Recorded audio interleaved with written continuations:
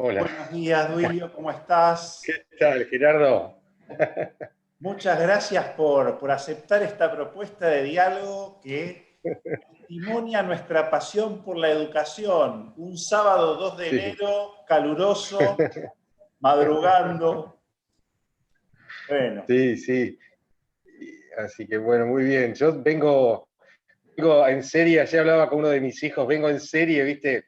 Porque estábamos el 3 de diciembre y todavía dando respuestas a las escuelas, cuestiones administrativas, pedagógicas, didácticas, ¿viste? Así que sigo, ¿viste? Todavía no hice el stop. te presento un poco. Eh, Nos hemos conocido cuando vos eras director del Colegio Sagrado Corazón en Barracas, en el año 94, cuando iniciaste, porque seguiste después hasta el Sí, 2006. Te formaste inicialmente en teología como profesor y como bachiller.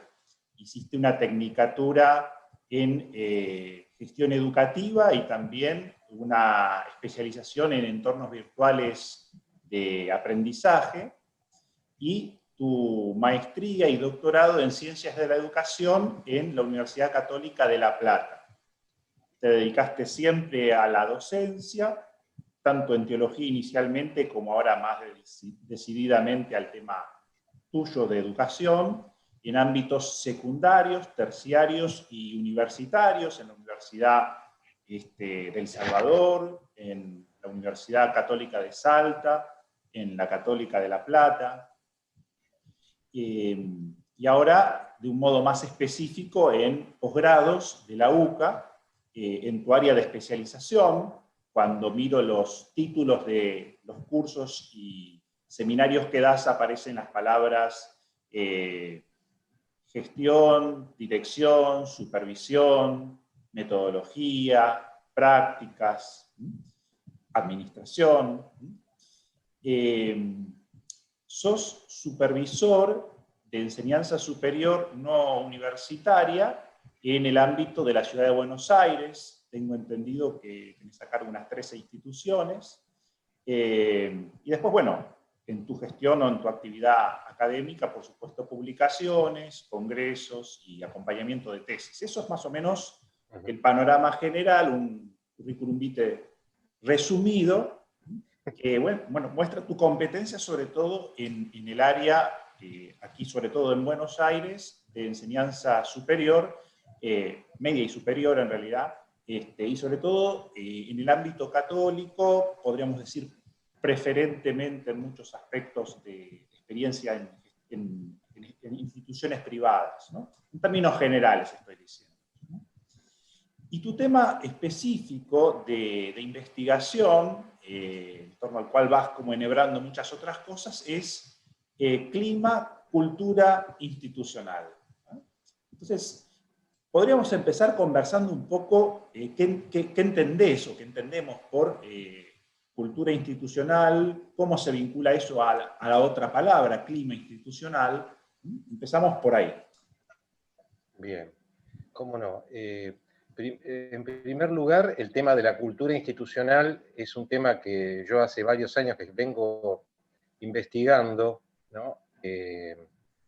Porque, digamos, antes de dar como una definición, Uh -huh. fui aprendiendo con los años, ¿no? Desde el lado, digamos, de lo vital de la experiencia, ir vivenciando lo que es una cultura institucional, ¿no?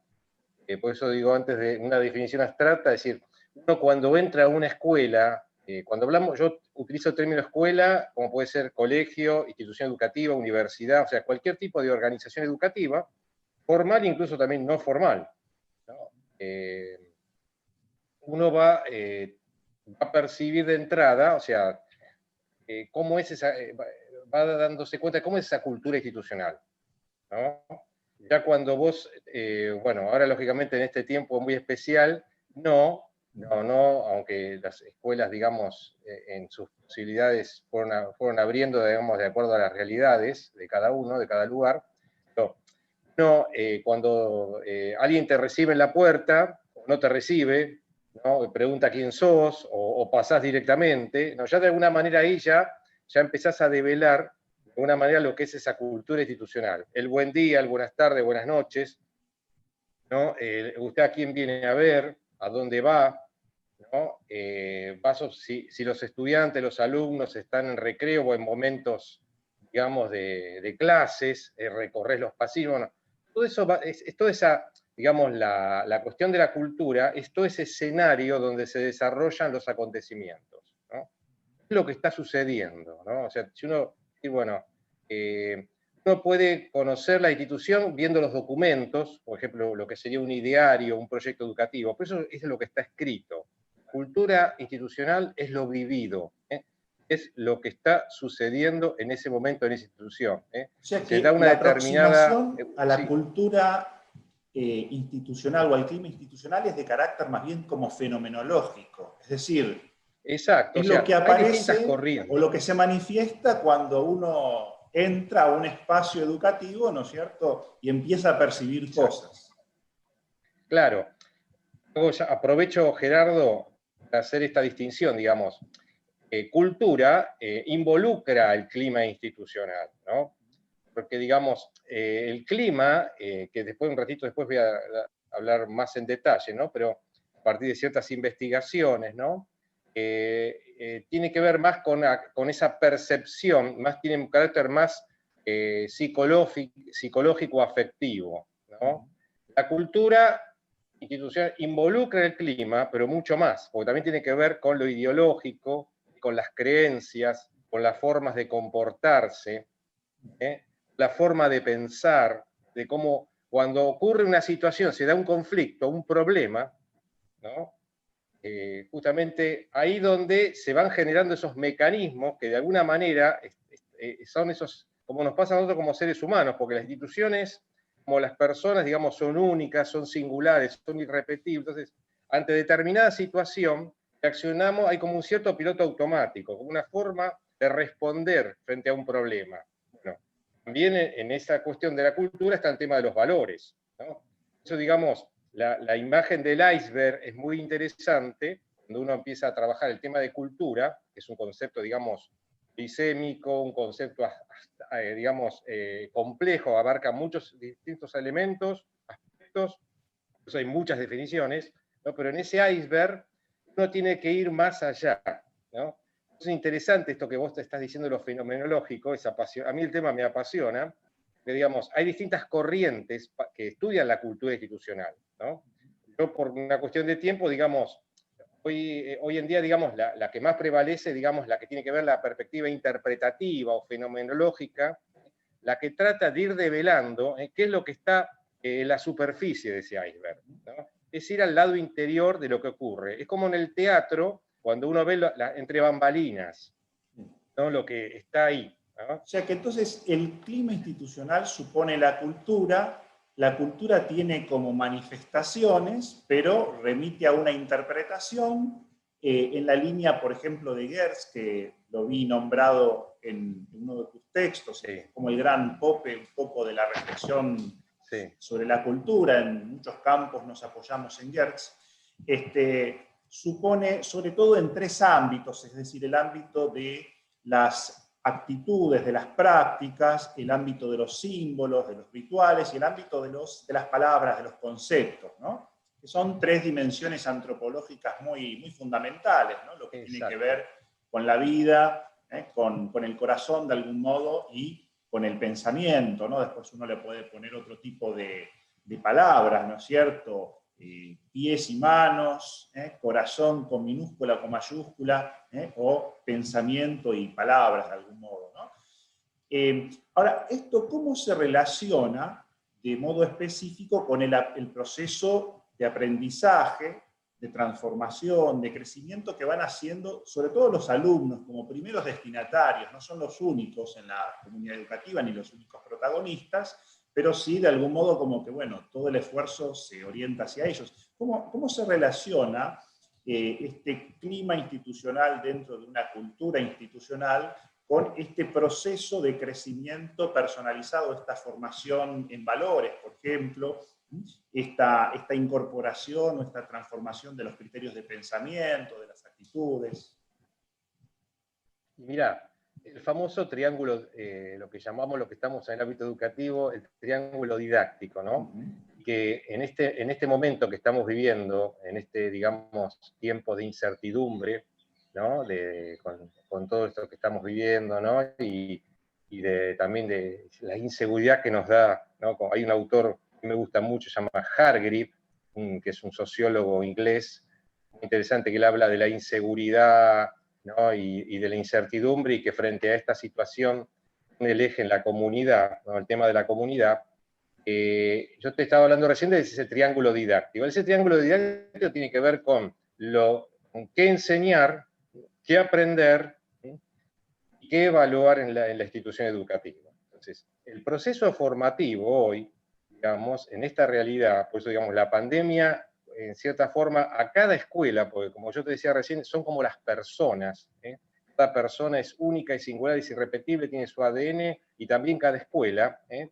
En cada escuela, esta situación de todo este año que fuimos viviendo, ¿no? Este 2020, que como ves, parece como que esto va a continuar de alguna manera, fue mostrando al desnudo, o sea, cómo son esos procesos de formación, ¿no? En las instituciones educativas, ¿no? Ahí, digamos, propongo ese triángulo porque tiene que ver justamente con el eje central de la institución educativa, que es la dimensión pedagógico-didáctica. Por eso, digamos, enseñar, y esos contenidos que estamos enseñando, por eso, digamos, trajo muchos quiebres, trajo conflictos, trajo situaciones de tensión en los equipos docentes y en los equipos directivos, toda esta situación, que tuvimos que tomar decisiones de selección de contenidos, o sea, jerarquizar ciertos contenidos, cuáles sean los contenidos válidos, ¿no? Digo muy sintéticamente, el qué enseñar. Después, bueno, lo que tiene que ver con, digamos, con los aprendizajes, ¿no? ¿En dónde poner el eje? Entonces, siempre esa tensión, ese juego de tensión entre la teoría y la práctica, ¿no? La práctica y la teoría, ¿no? Es interesante, yo leo bastante sobre el paradigma de la complejidad, ¿no? Este tema, digamos, de cómo tratar de tener una visión holística, ¿no?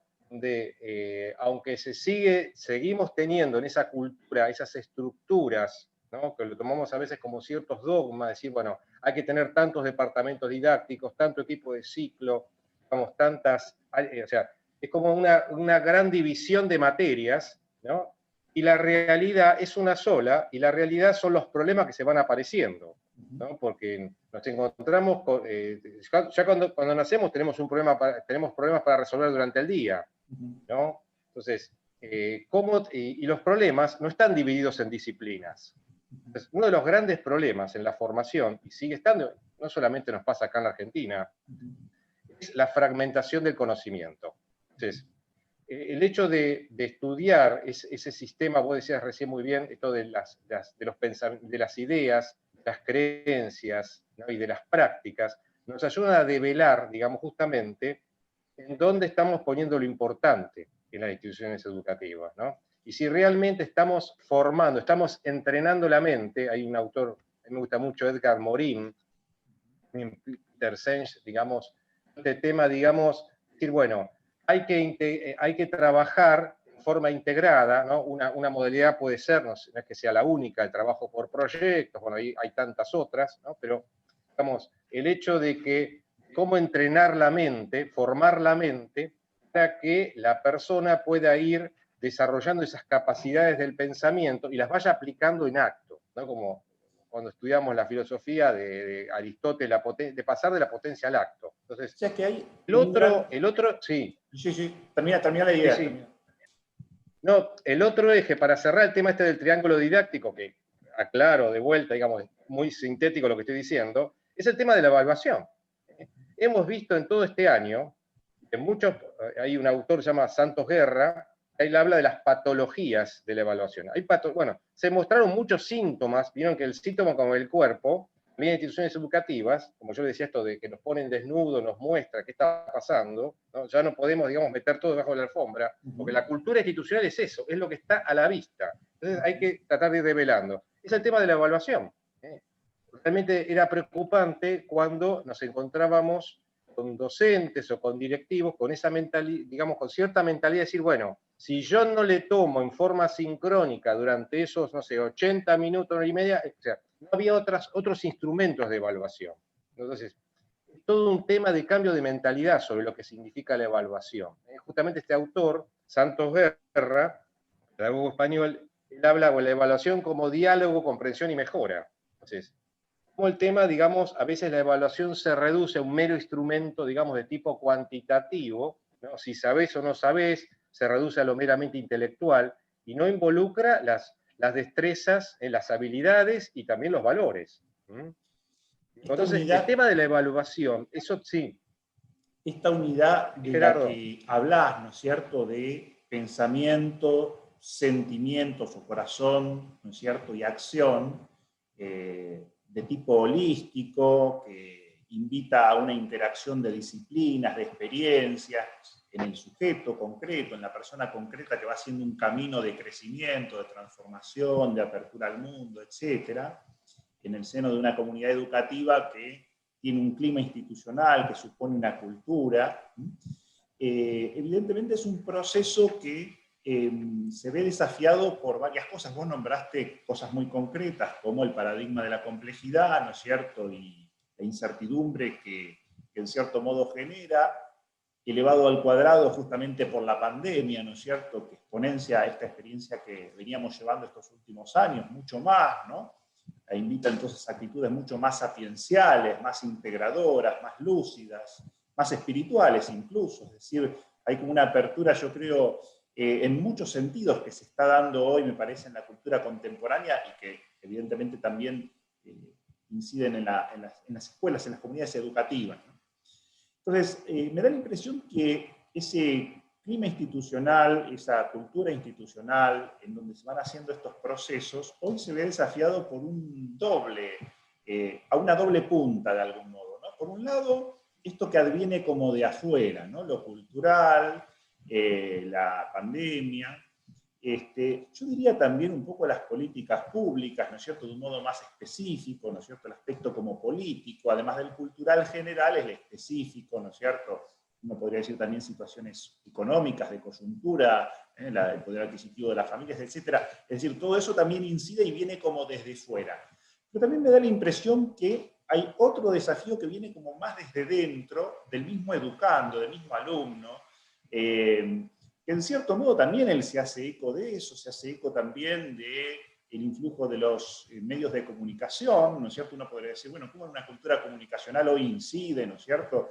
Y también un poco lo que se expresa a través de los medios masivos, ¿no es cierto? En cuanto pensemos en temas así claves o muy relevantes, como puede ser, no sé, la ESI, la educación sexual o el tema ahora del aborto, etcétera. Es decir, que son temas que de algún modo vienen de afuera, de algún modo, pero también interpelan al sujeto, a la persona, ¿no es cierto? Y evidentemente eso parecería como, bueno, como minar, para usar una palabra fuerte, ese clima institucional o esa cultura institucional de base o de referencia, es decir, desafiarla al menos, ¿no? Es decir, bueno, uno podría decir, bueno, acá podemos tener como dos actitudes, es decir, uno es recorto todo lo que no se condice con el ideario de la institución, ¿no es cierto?, con lo que esta institución propone, ¿no es cierto?, y podríamos decir, ahí tendríamos un modelo como más conservador, para decirlo en palabras sencillas. Sí, sí, sí. Y si no, podemos tener el modelo como opuesto, es decir, bueno, dialogamos con todo, pero empieza un proceso como centrípeto, ¿no es cierto?, de disolución de algún modo de la comunidad educativa de referencia, ¿no es cierto?, porque evidentemente Peligroso. nadie puede integrar todo, ¿no es cierto?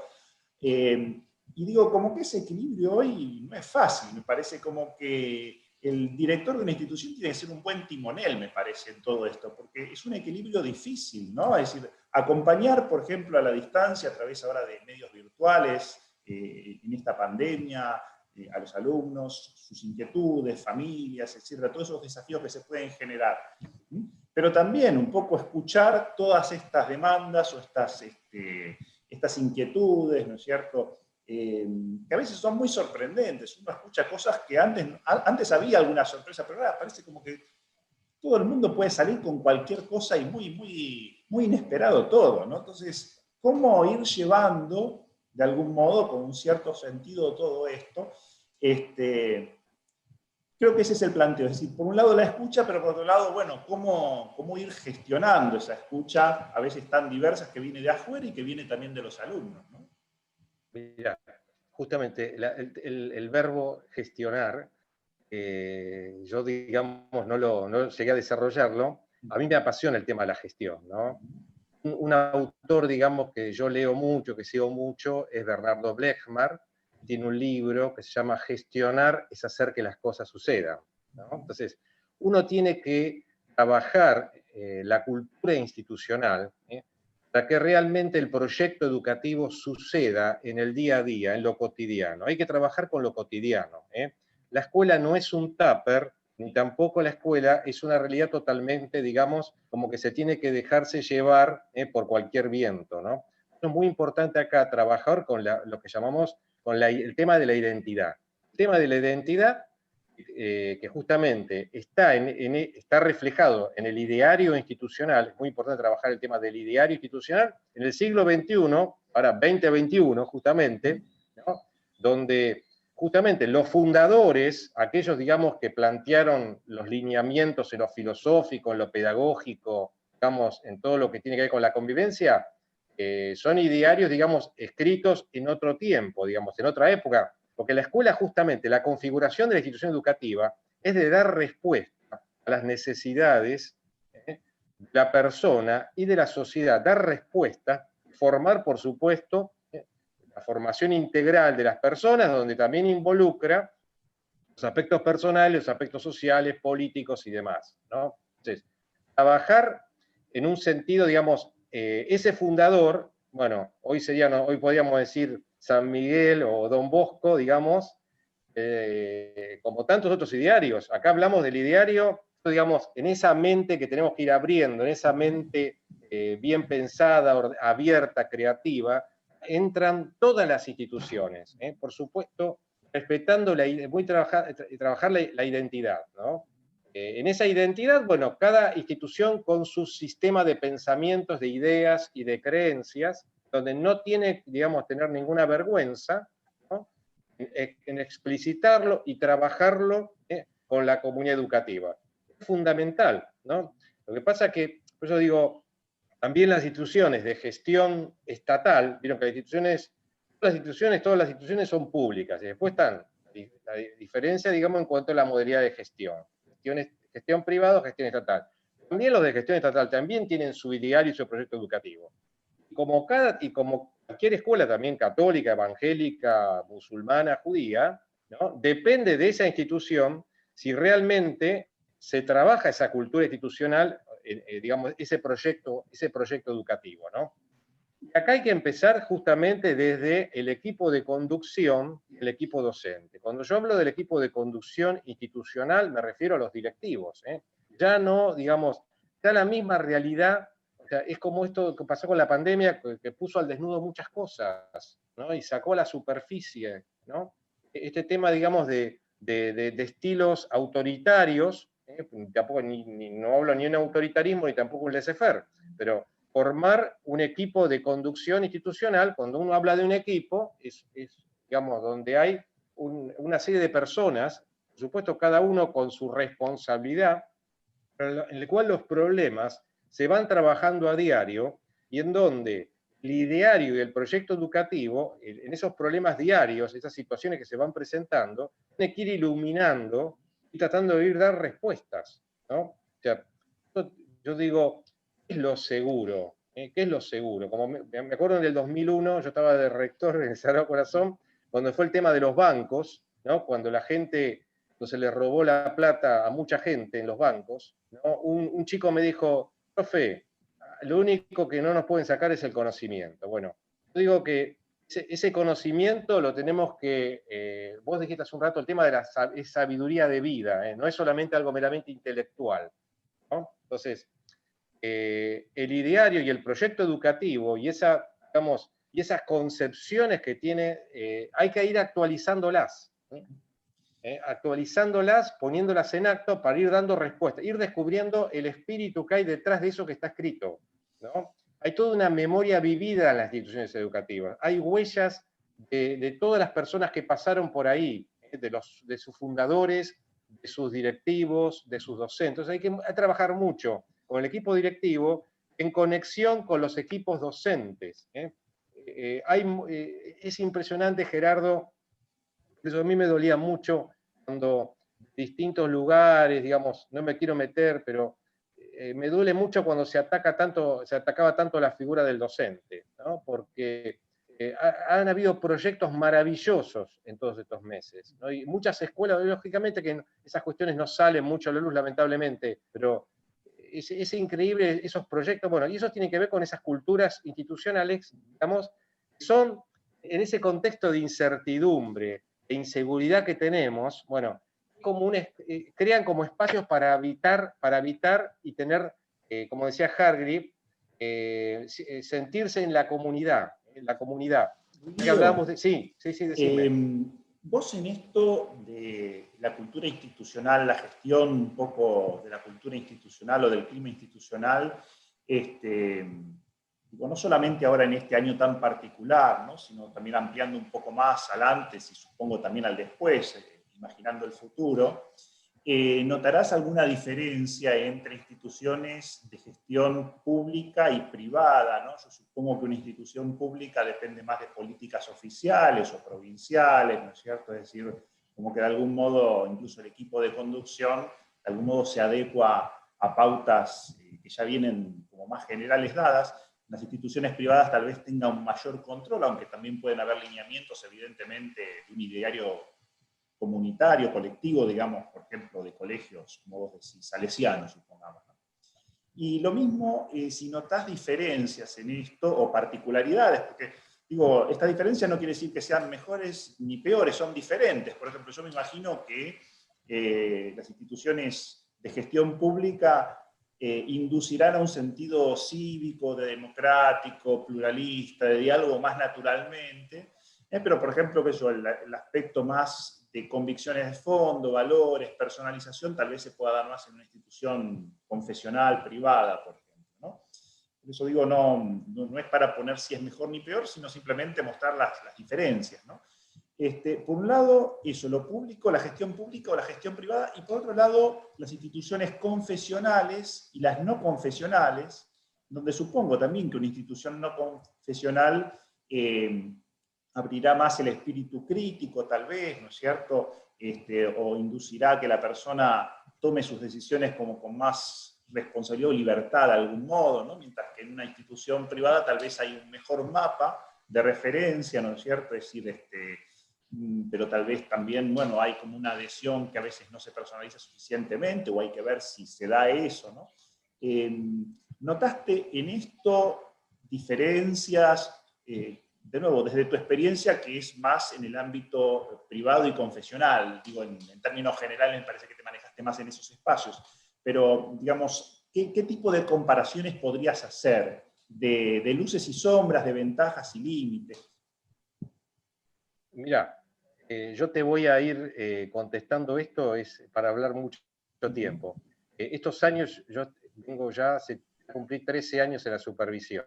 Entonces, aunque yo superviso instituciones de gestión privada, el Ministerio de Educación de la Ciudad, he realizado, digamos, comisiones, trabajos que me han dado, y he trabajado en el subsistema de gestión estatal, de alguna manera, digamos, toda la cuestión, digamos, estuve colaborando en la resolución de problemas cuando se presentan expedientes y demás, ¿no? Entonces, y aparte por el contacto con los supervisores y directivos de gestión estatal, digamos, de alguna manera, yo te voy a ir contestando desde, digamos, de la realidad que uno va viviendo, que va escuchando, que va sintiendo, ¿no? Y yo, digamos, a esta altura, en donde trabajo de la gestión privada con comunidades judías, evangélicas, católicas y no creyentes, digamos, no confesionales, digamos, llevo hoy, digamos, a la idea que yo tengo hoy en día, que depende de cada institución. hoy no hay algo taxativo, ¿no? Que me he encontrado con sorpresas, digamos, en donde en algunas instituciones de gestión estatal se han planteado las cuestiones estas que conocemos, como el tema de la ley del aborto, o distintas cuestiones que han aparecido, ¿no?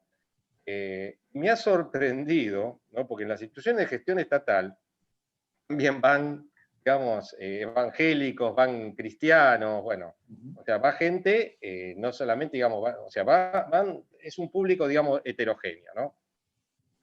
Y atención también que las instituciones de gestión, digamos, las que son confesionales, cada vez está el fenómeno, Al muchas revés, que a cada vez veces... más, no sé.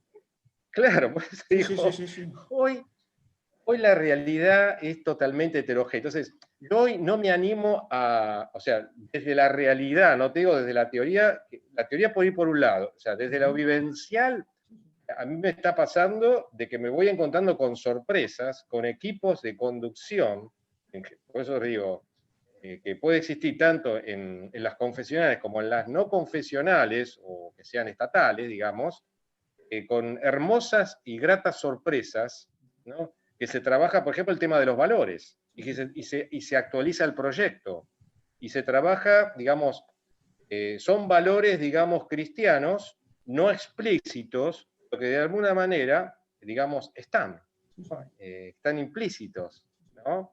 Entonces, yo te quiero comentar muy brevemente justamente un trabajo sobre culturas que hizo Hargreaves, justamente este autor inglés, sobre las culturas en las escuelas, ¿no? Y sobre todo apuntando a culturas profesionales, docentes, y él llegó a descubrir como formas débiles de colaboración. Una la llamó la cultura burocrática, que sería la ficción de participación, que sería aquella cultura en donde se dice que se participa, donde los inspectores o que así como en la gestión privada está el representante legal o el director general o el rector, ¿no? O sea, las autoridades, en la gestión estatal está, digamos, el inspector, lo llaman inspector en provincia, en ciudad lo llaman supervisor, digamos, que es el que más arriba está, digamos, la subsecretaria, la ministra, digamos. Entonces, y muchas veces, digamos, los documentos están escritos, pero después la realidad va por otro lado. Entonces, ¿qué es lo que pasa? Esto de la cultura burocrática es lo que se llamaría la ficción, la cultura de ficción, es el cumplimiento. O sea, en el sentido de que, digamos, se cumple a nivel formal, en lo estrictamente burocrático, pero después en la realidad, totalmente contrario. Bueno, esto se puede dar tanto, estas culturas, tanto en cualquier tipo de institución, confesional, no confesional, estatal, privada, ¿no? Ese es un tipo de cultura burocrática, ¿no? Ojo, con esta aclaración, de que lo administrativo, lo organizativo, es necesario, es importante, pero siempre teniendo como finalidad lo pedagógico didáctico, es la formación integral del estudiante, del alumno, ¿no? Eso por un lado. La otra cultura es lo que se llama la balcanización. La cultura balcanizada es justamente el nombre viene de cuando fue la balcanización, cuando fue el desprendimiento de la URSS, digamos, el tema de los estados Balcanes, digamos. Entonces, en las instituciones educativas, como puede pasar en las familias, hay internas, hay grupos, hay pequeños estados independientes.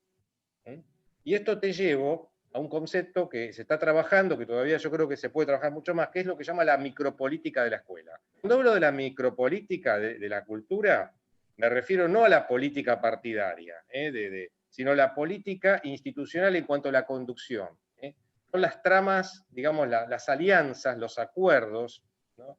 Que se están tomando, que hoy en día, para producir cambios que realmente sean innovaciones, cuando hablamos de innovación es un cambio profundo, es importante trabajar, digamos, diseñar, tejer acuerdos con los docentes, con los directivos, con los padres, que ya no va más eso de que viene el documento desde arriba, como dicen, desde arriba, ya sea del director general, y la realidad va por otro lado. Entonces, ¿se entiende? Entonces, trabajar mucho.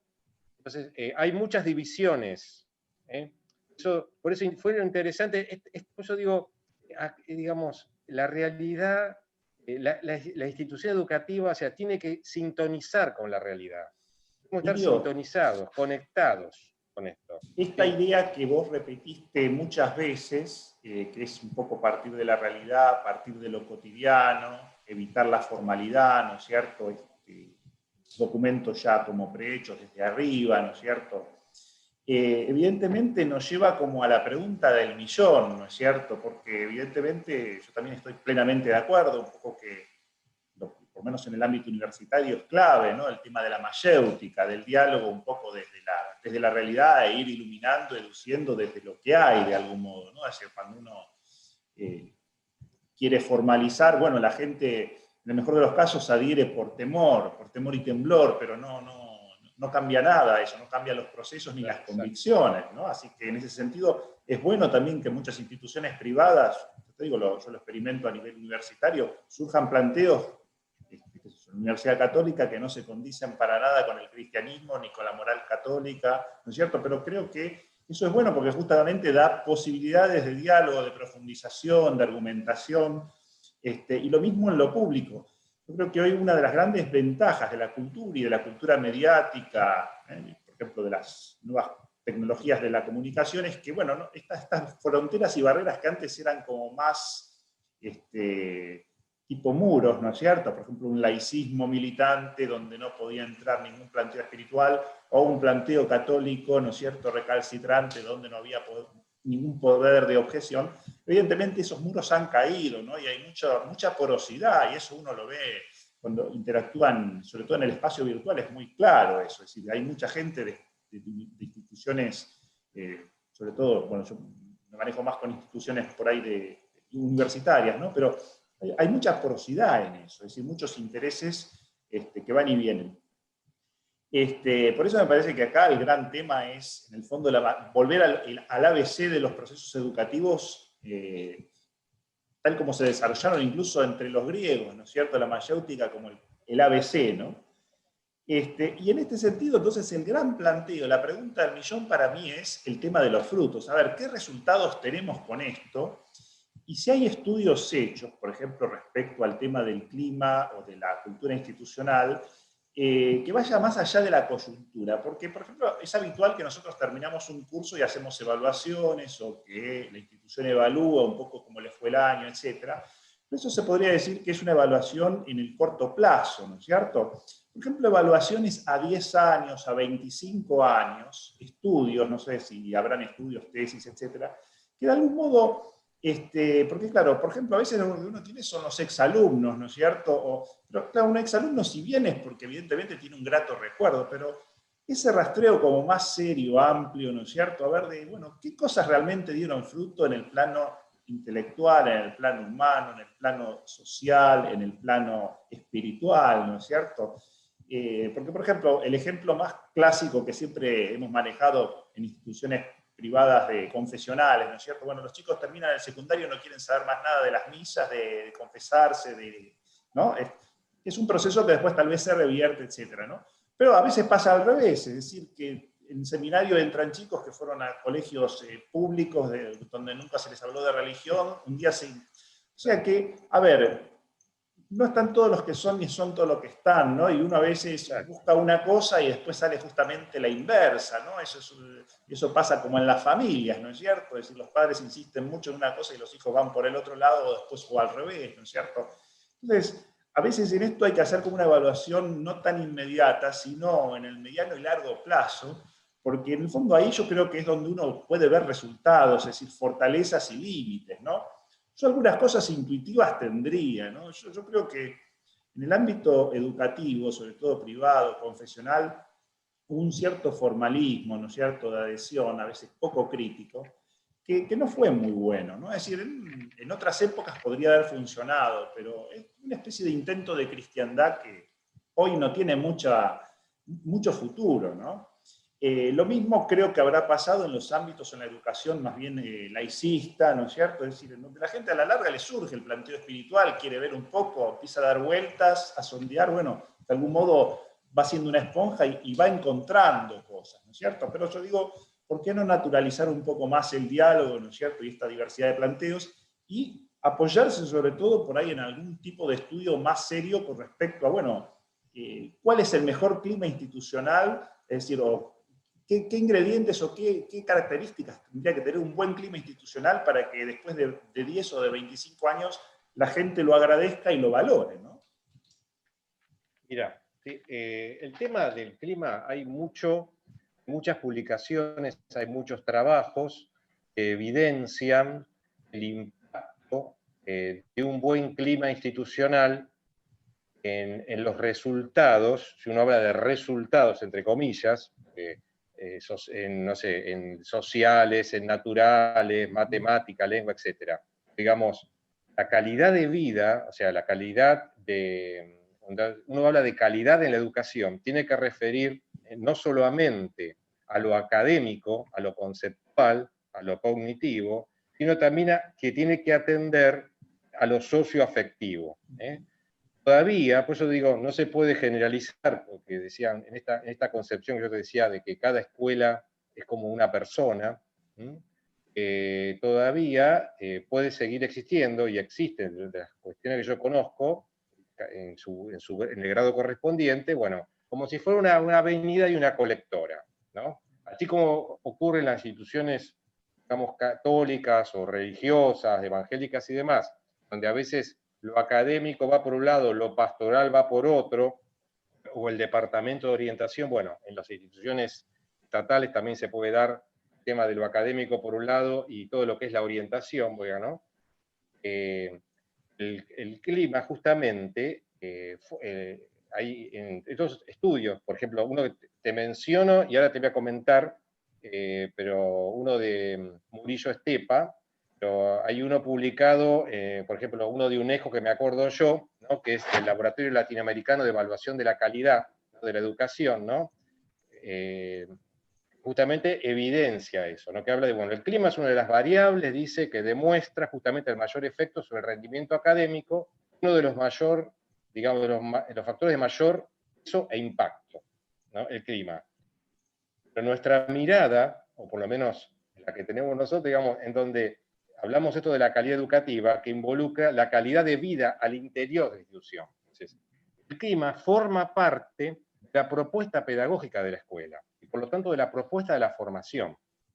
Ten en cuenta que la palabra currículum significa camino, itinerario, recorrido. Entonces, vos tenés chicos en tus instituciones que están desde los 5 años, desde salita de 2, salita de 3, hacen todo ese están en distintas etapas existenciales en su vida, primaria, secundaria, por ahí también nivel superior no universitario y después a la universidad. Bueno, en ese tiempo en donde hay que ayudarlo, cada uno, por supuesto, la especificidad, digamos, de su momento vital, digamos, su evolución de su vida, ¿no? A que ir ayudándolo a que vaya diseñando su proyecto personal de vida, el proyecto de vida. Entonces, la educación, por eso digo, esto de la pandemia nos lleva al origen, vos hablabas muy bien de esto, es decir, ¿cuál es el sentido de la educación? Que sabemos la etimología de educar, de educere, del desarrollo de las potencias humanas, de la persona. Bueno, la educación es vínculo, la educación es diálogo. Entonces, por eso el tema de cambiar la mentalidad, decir, o sea, está bien, no es lo mismo lo presencial cuando estamos en un aula y estamos, pero de alguna manera lo fuimos, digamos, a través de otros caminos, fuimos implementando ese diálogo pedagógico. O sea, la formación, la educación se construye con vínculos, o sea, no hay educación sin vínculos.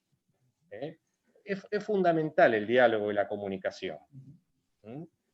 Entonces, yo creo que ahí donde, más allá de, y si nos toca un tiempo más esto, bueno, habrá que aprender de las lecciones vividas, todo este 2020, ¿no? De ver, bueno, cómo vamos a ir focalizando, poniendo el eje justamente que se construya en un diálogo didáctico, ético, vital para la persona, y tratar de darle respuestas para que vaya desarrollando ese proyecto de vida, por supuesto en su edad, y de acuerdo a su particularidad.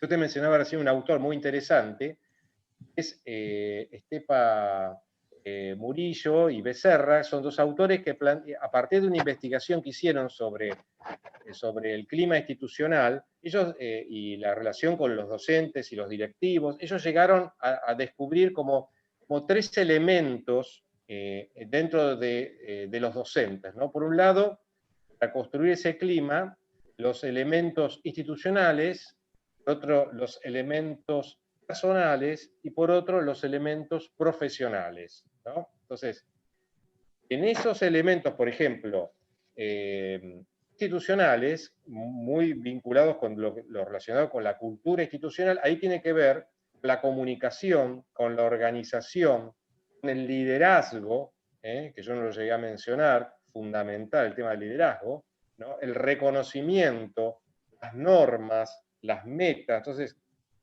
el chico, la chica, o el niño, el adolescente, el joven, digamos, tiene que ir vivenciando en esa institución, digamos, estos elementos institucionales que estuve mencionando recién, como también los elementos personales, ya sea a nivel, digamos, socioafectivos, pueden ser el amor, la afectividad, no sé, la alegría, la calidez, la comprensión, la confianza, la empatía. Eso lo tiene que ir viviendo, como también lo cognitivo-conductual, por ejemplo, la tolerancia, el tema de la solidaridad, la asertividad, la comprensión, la escucha. Y los otros elementos también que atienden a los elementos profesionales, relacionados con la responsabilidad, ayudarlo a desarrollar la responsabilidad, el compromiso, la profesionalidad, el tema de la vocación, ¿no? Porque viste lo que fue este tiempo.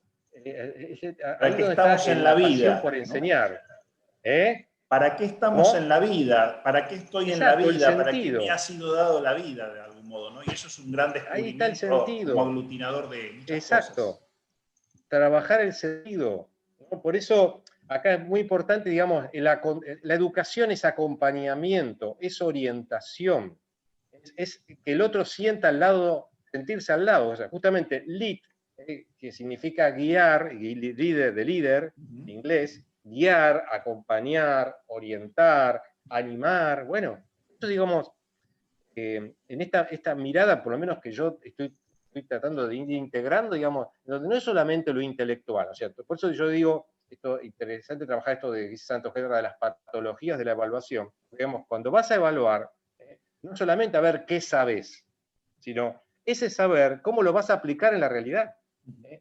Eso es muy importante, bueno, por ejemplo, decía esto de trabajar con proyectos, método de caso. Hoy, o sea, tenemos Netflix, Amazon, hay de todo. Como en la web, hay de todo. Hay cosas buenas, regulares, malas, hay de todo. Entonces, todo lo que hoy podemos trabajar con el método de casos, por ejemplo, la serie, hoy vieron series de médicas, de policiales, o sea, hay un autor, Wasserman, que habla justamente de la estrategia didáctica del método de casos, o los ateneos, como trabajan los médicos, o sea, donde se presentan situaciones donde vos tenés que ir integrando los contenidos, ¿no? Y esos contenidos, digamos, eso es lo que se llaman en Harvard la comprensión, ¿no? La educación por la comprensión.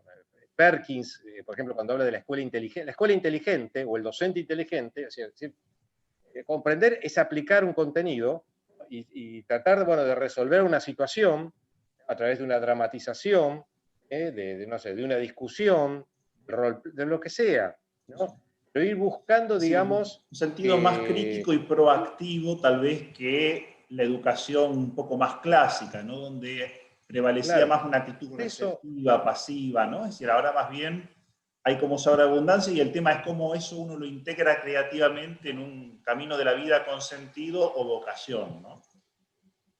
si me dejas decir algo, o sea, acá, como dice Bleckmar, hay que gestionar, hay un capital emocional, que ha salido, ¿no? Digamos, y que nosotros lo tenemos que trabajar, con nuestros estudiantes, con nuestros directivos, con nuestros docentes, ¿no? A mí me ha pasado como supervisor el 2020, incluso hasta el 30 de diciembre, que me estaban escribiendo cosas, o sea, en donde obviamente el rol del supervisor, de mirar, estar más allá, es también, no solamente es estar, mirar más allá, sino también estar y que el otro sienta que está, digamos, si te manda un mail o te escribe, no sé, un WhatsApp o te llama por teléfono, vos El lo feedback. atiendas, por supuesto.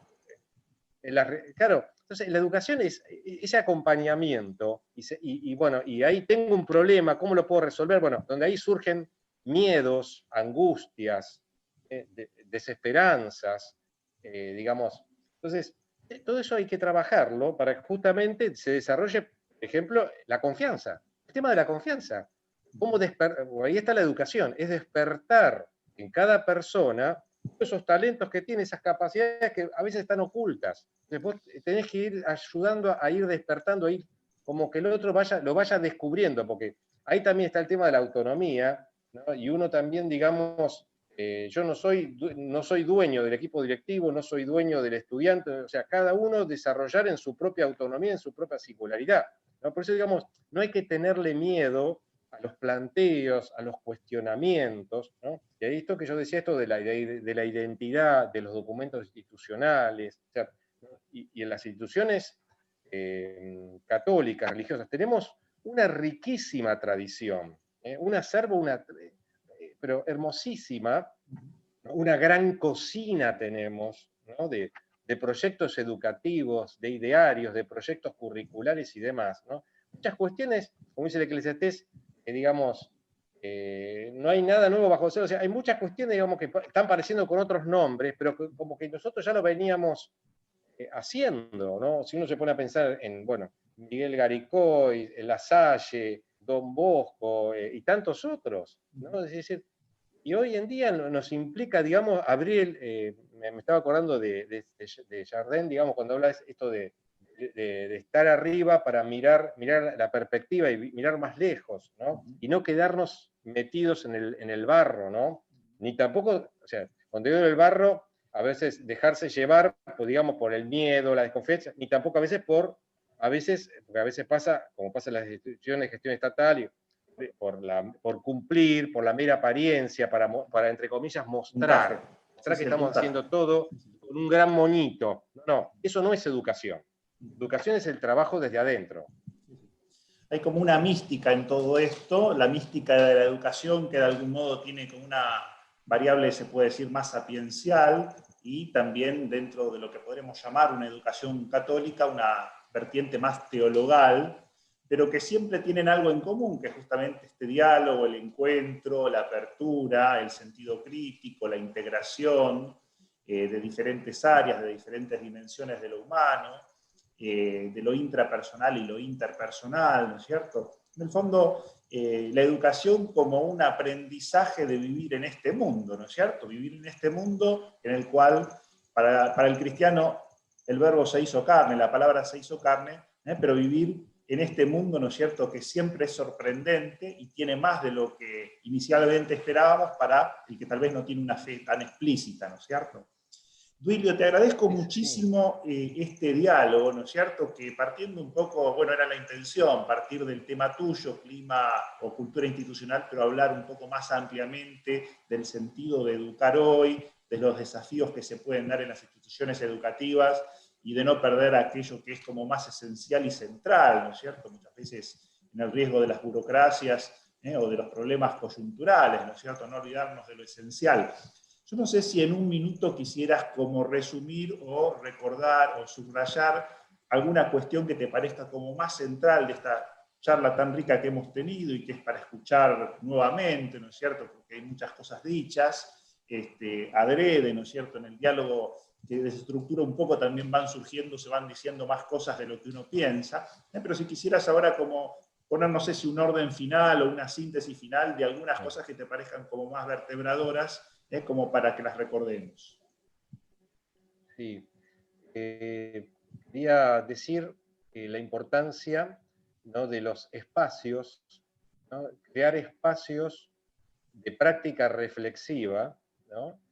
En las instituciones educativas, en donde justamente para salir de lo meramente formal, hemos descubierto, muchos de nosotros, de que a través del Zoom o del Meet, de lo que sea, las tecnologías, utilizándolas en su, digamos, en su recto de utilización como medio, sino como un fin en sí mismo, nos pueden ayudar justamente para que de alguna manera la palabra se haga realidad, ¿no? Porque a mí me ha pasado en las clases o en los diálogos con los directivos, ¿no? O con docentes, ¿no? Este tema, digamos, y también de crear silencios, ¿no? Yo creo que hoy un tema que no podemos dejar de lado, y que está también el tema de la cultura institucional, que es la gestión de la palabra. Esa gestión de la palabra, la que se haga realidad, de alguna manera, disculpen la metáfora, se haga carne, ¿no? Cuando trabajamos con los profesores, terminamos problemas o con los directivos, ¿no? Se requiere el silencio para poder escuchar la palabra del otro. Entonces, nos ha pasado, o sea, dificultades, o me han contado, o he compartido, o he tratado de ayudar en conflictos y situaciones, digamos, donde a veces el primer requisito no se cumplió, que es el tema del silencio, ¿no? O sea, necesitamos aprender a escuchar al otro, ¿no? Yo creo que esto de este tipo de plataformas, donde a veces se pierde la conexión, vieron, por cuestiones, digamos, de cortes de luz, pero Técnico. yo me refiero a otros cortes A otra de conexión. conexión, Sí. a otro tipo de conexión, ¿no? Entonces, a mí me parece, y esto que vos hablabas al principio, para esa síntesis, ¿no? de la mente, la lengua de la mente, la lengua del corazón, y la lengua de las manos, ¿no? En donde se requieren escucha, pero escucha atenta, ¿no? A lo que le está pasando al otro, ¿no? A que pueda, digamos, en eso está el tema de la cultura, es decir, sacar para afuera aquello, por supuesto en un marco de respeto, ¿no? Pero el otro pueda expresar lo que siente, lo que está pensando, lo que está creyendo, ¿no? Lo pueda expresar y el otro sienta realmente, o sea, y sienta que lo están escuchando, que se están conectando con él, ¿no? Y a su vez él se conecte con el otro, ¿no? Yo creo que el tema acá de la comunicación es un eje, digamos, central en esto, es propiamente educativo, porque la educación es comunicación, es diálogo, no es monólogo, digamos, no es una sola palabra, ¿no? Sino que son palabras que se entrecruzan y donde se requieren de silencios. Acá estamos con ¿No? los peripatéticos, la otra gran escuela griega. Te agradezco Claro. muchísimo, Duilio, este diálogo, que lo vamos a terminar acá porque Bueno, después gracias. a mi computadora le va a costar convertir el video tan largo. Te deseo Bueno, unas buenas bueno. vacaciones, que te Muchas recompongas un gracias. poco Bueno, de este año tan particular que todos tuvimos, que disfrutes con tu gracias. familia, y será entonces hasta este año, pero más adelante. Bueno, un abrazo Un grande. abrazo Chau, chau. grande. Hasta luego.